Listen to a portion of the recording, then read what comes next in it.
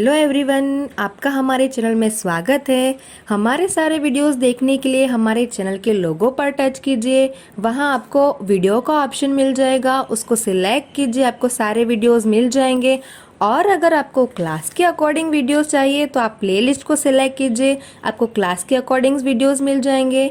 हमारे वीडियोस देखने के बाद लाइक कीजिए, शेयर कीजिए और प्लीज़ कमेंट बॉक्स में जाके कमेंट करके बताइए कि आपको हमारे वीडियोस कैसे लगे। थैंक यू सो प्रतिफल मच। प्राप्त करने के उद्देश्य से या लाभ प्राप्त करने के उद्देश्य से किया जाने वाला वैध प्रवृत्ति, वैध मतलब क्या है कि कानूनी तरीके से या अच्छी तरीके से कार्य किया जाने वाला प्रवृत्ति क्या कहलाता है? धंधा कहलाता है। ठीक है। अब धंधा में जो आर्थिक प्रवृत्ति की जाती है वित्तीय प्रतिफल के उद्देश्य से, वो किसी भी क्षेत्र में कर सकते हैं, धंधे में भी कर सकते हैं, व्यवसाय में भी कर सकते हैं, किसी भी क्षेत्र में कर सकते हैं। तो अब हम लोग देखते हैं लक्षण कि धंधे का लक्षण क्या है। तो पहला लक्षण है लाभ का उद्देश्य।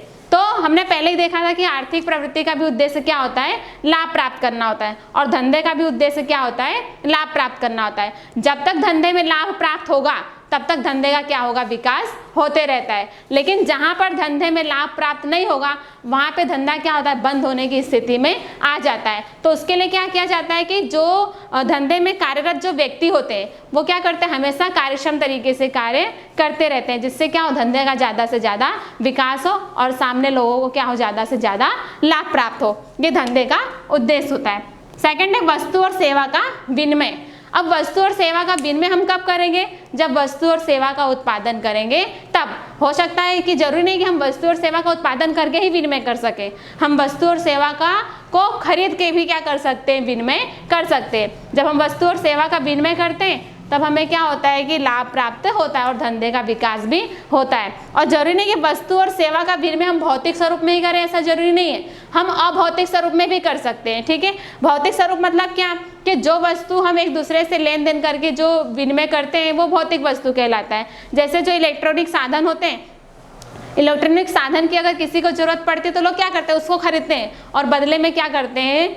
कुछ मुआवजा चुकाते हैं, तो वो वस्तु भौतिक कहलाती है। लेकिन अगर अभौतिक के संदर्भ में देखें तो जो विद्युत का या बिजली का जो सेवा प्रदान करने वाली कंपनियां होती हैं वो क्या कहलाती हैं? अभौतिक सेवाएं कहलाती हैं। तो इस तरह से विनिमय किया जाता है वस्तु और सेवा का।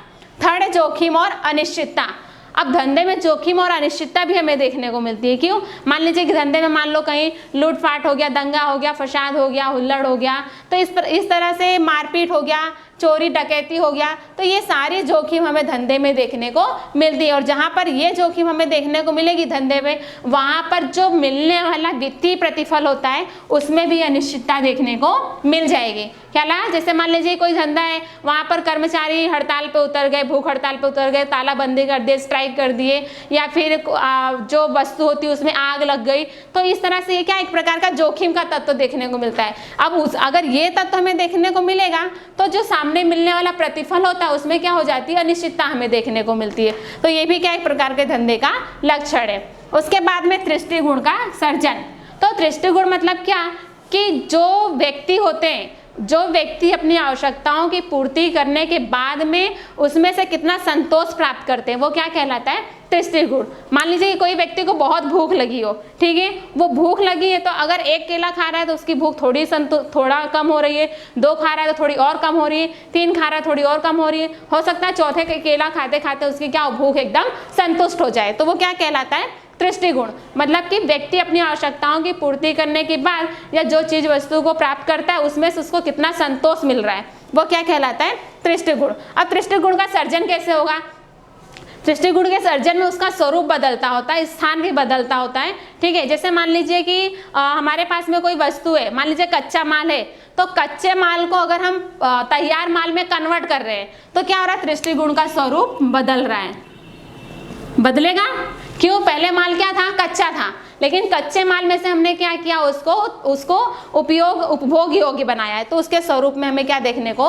परिवर्तन मिला है। ठीक है। अगर मान लीजिए इसी तैयार माल को, जो हमारे कच्चे माल में से तैयार माल हमने बनाया और उसका उपभोग किया तो स्वरूप में परिवर्तन हुआ, लेकिन अगर साथ ही साथ में उस तैयार माल को हम एक जगह से हटा करके दूसरी जगह जहाँ उपभोग करना है या जहाँ पर लोगों को उसकी जरूरत है अगर उस जगह पहुँचाया जा रहा है तो तृष्टि गुण के स्थान में भी हमें परिवर्तन देखने को मिलता है। ठीक है, स्वरूप में भी परिवर्तन देखने को मिलेगा, स्थान में भी परिवर्तन देखने को मिलेगा। तो ये भी क्या है, धंधे का लक्षण है। उसके बाद में धंधे का नेक्स्ट लक्षण है निरंतर प्रवृत्ति।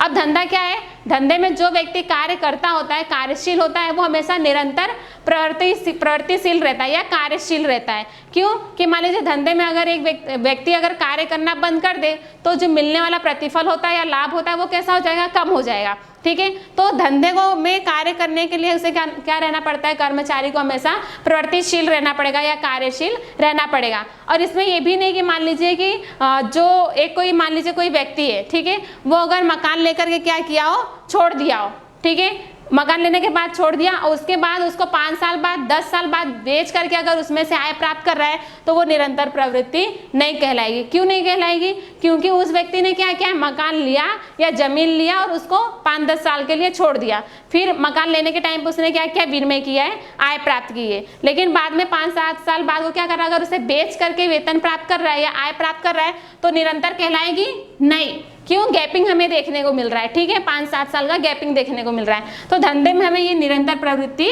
देखने को मिलती है। उसके बाद में धन की आवश्यकता।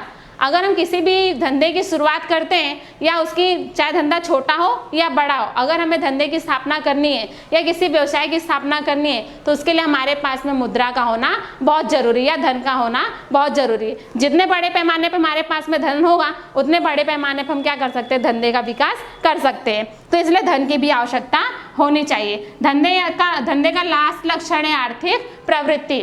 धंधा हम लोग क्यों करते हैं, लाभ प्राप्त करने के उद्देश्य से करते हैं। जैसे हमने आगे की वीडियो में देखा था, लास्ट वीडियो में, कि आर्थिक प्रवृत्ति हम किसे कहते हैं, तो वित्तीय प्रतिफल प्राप्त करने के उद्देश्य से जो कार्य हम करते हैं वो क्या कहलाता है, आर्थिक प्रवृत्ति कहलाता है। तो अगर हम आर्थिक प्रवृत्ति कब करेंगे, जब हमारे धंधे का हमें विकास करना होगा और धंधे के विकास के साथ साथ धंधा कार्यक्षम तरीके से कार्य करे और उसके साथ साथ में धंधे में जुड़े जो भी कर्मचारी हैं या व्यक्ति हैं वो क्या करें, आर्थिक प्रवृत्ति भी करते रहे या बदले में प्रतिफल भी प्राप्त करते रहे, तो वो क्या कहलाता है, लक्षण कहलाता है धंधे का या आर्थिक प्रवृत्ति। तो बस आज के लिए हम क्या देखेंगे, धंधे का अर्थ और लक्षण। धन्यवाद।